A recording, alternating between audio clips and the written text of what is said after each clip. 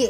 রাজাকার রাজাকার। গত 15 জুলাই রাতে হঠাৎ এমন স্লোগানে মুখরিত হয়ে ওঠে ঢাকা বিশ্ববিদ্যালয় ক্যাম্পাস। সে সময় স্লোগানটি নিয়ে অনেকের সমালোচনা করলেও এর ওপর ভর করে গতি বাড়ে আন্দোলনের। তুমুল আলোচিত এই স্লোগানের আজ 2 মাস পূর্ণ হয়েছে, যে কারণে স্লোগানটিকে স্মরণ করে এর পূর্ণ ব্যাখ্যা দিয়েছেন অন্তর্বর্তী সরকারের উপদেষ্টা ও বৈষম্য বিরোধী ছাত্র আন্দোলনের অন্যতম সমন্বয়ক নাহিদ ইসলাম।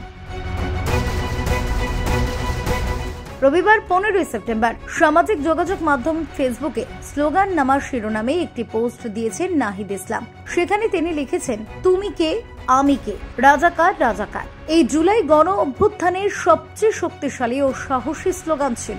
আওয়ামী লীগের মুক্তিযুদ্ধের চেতনার নামে যে বিভাজনের রাজনীতি ছিল, তাই স্লোগানের মাধ্যমে সম্পূর্ণ অকেজো হয়ে গিয়েছিল সেই রাতে। আওয়ামী লীগের ন্যারেটিভ সেই রাতেই ভেঙে গিয়েছিল।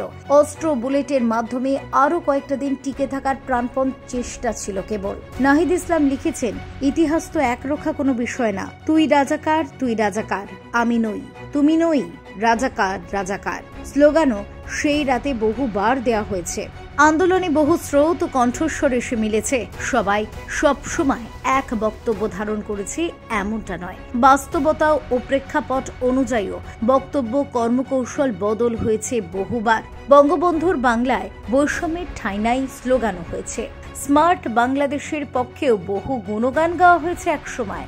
18 সালেও হাসিনা ও মুজিবের ছবি বুকে নিয়ে আন্দোলন হয়েছে। পরে বুকে রাজাকার লিখে সেই আন্দোলন গতি পেয়েছে।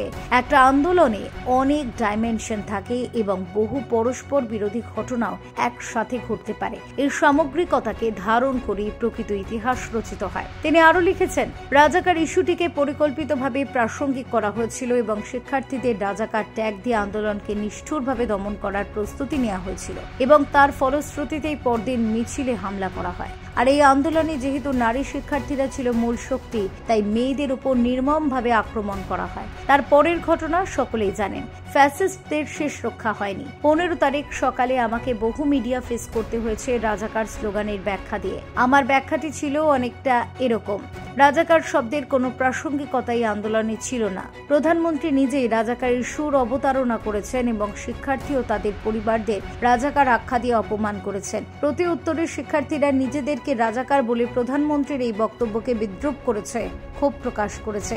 শিক্ষার্থীদের কোনো প্রকার ট্যাগ দিয়ে আন্দোলনকে দমন করা যাবে না। মূলত আন্দোলনকে দমন করার জন্যই রাজাকার ইস্যুকে সামনে আনা হয়েছে। শেখ হাসিনাকে এই বক্তব্য অবশ্যই প্রত্যাহার করতে হবে।